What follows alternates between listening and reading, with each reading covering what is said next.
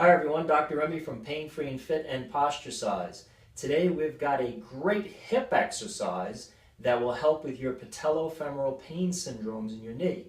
Most people don't realize, but the mechanics of your hip and foot play a crucial role in how stress is transmitted to the knee joint, and many times correcting hip mechanics with the help of this exercise will help to resolve or at least relieve the pain from patellofemoral joint pain. Hope you enjoy.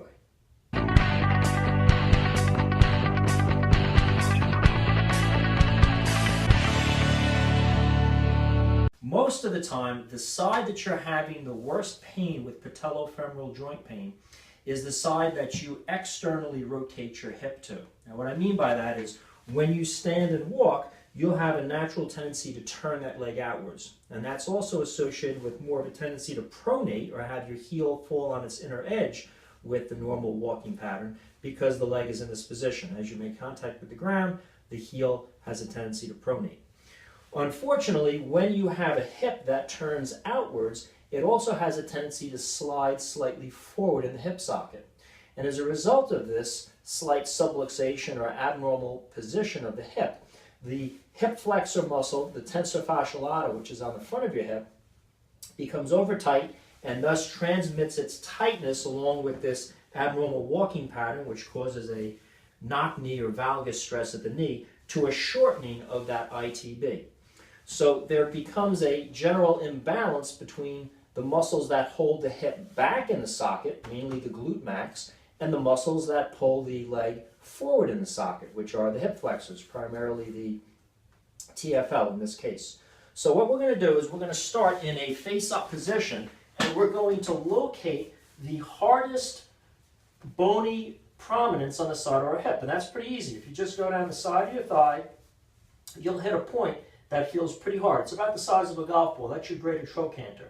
If you put one thumb on the front of that hard prominence and your fingers on the back portion, and you test your ability to lift that leg or bend that knee, what you'll notice is as you bend the knee, most of the time you'll feel more tension in the front aspect of that big ball, indicating overactive hip flexor muscles, TFL and ITB, versus the back, which is you're monitoring the glute or buttock muscle that attaches to the back of that bony prominence. So that's the test to see if this exercise will help you. And 8 out of 10 times in patellofemoral joint pain, this is going to be indicated, this exercise. And as I said, usually that's going to be on the side where you naturally have that leg turn out more or externally rotate the hip. So the correction, the exercise, is learning how to push that great ball or that hard nodule down into your finger, okay, as you bend the knee. So to begin, if you keep a little tail under tension, because most of the time when this muscle is tight, it's also causing a slight tilting forward of your pelvis where your pubic bone goes lower, further away from you than your tailbone. Your tailbone comes up and you increase the arch in your back. So if you tuck your tail under slightly, flattening the arch in your back, and you tense with the buttock on this side, the side of that hip bone, that hard nodule we were just talking about, downwards into your finger, you can begin to then increase your coordination so that you feel more tension coming down with that hard ball, the greater trochanter, into your bottom fingers and away from your thumb. And this may take a little bit. If you don't feel it, try a little more tail under tension and squeeze that buttock on that side. That'll help you engage the correct muscles to allow that hip bone to slide down into your finger and away from your thumb.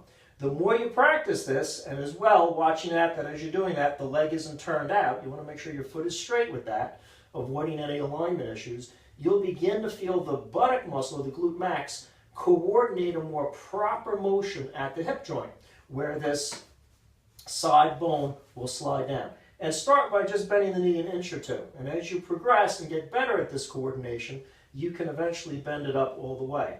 We can then put that into the actual standing and walking pattern where as you take a step forward and the knee bends, you want to begin that with the same tail under tension, okay, and squeezing the buttock to bring that greater trochanter or hard ball back as the knee comes forward. And with that, with each step you take then, you'll be starting to engage that glute, centering the hip joint more properly, and reducing the pull of this front TFL and ITB complex, which will then decrease the stress and the lateral pull on the knee. So this is something that can start a couple of reps at a time. When you begin walking, you can do a little bit in the face up or even the seated position. You can practice this, pushing down or backwards on your body to bend the knee up. And as time goes on, you can use that for climbing stairs. Anytime that knee comes forward, you want to initiate that with the backward slide. That's the exercise. Backward slide, tail under tension of that hip bone. The more you practice this coordinated hip flexion pattern, the less stress will be on your knee, and your patellofemoral joint pain syndromes will typically get a lot better. You'll have less of a need to roll out and massage the outside of your thigh, and your knee pains, as I said, most of the time I've found in 30 years of chiropractic and orthopedic sports injury practice, most of the time this exercise will not only relieve, but most of the time actually help resolve knee pain as opposed to the typical problems of having an outside or lateral pull on that kneecap. If you like this video and you'd like to help me share it with others, leave a thumbs up below. If you have any questions or comments, leave them. I'd be happy to do my best to get back to you and answer. Hope you enjoy this one for greater knee health and less pain.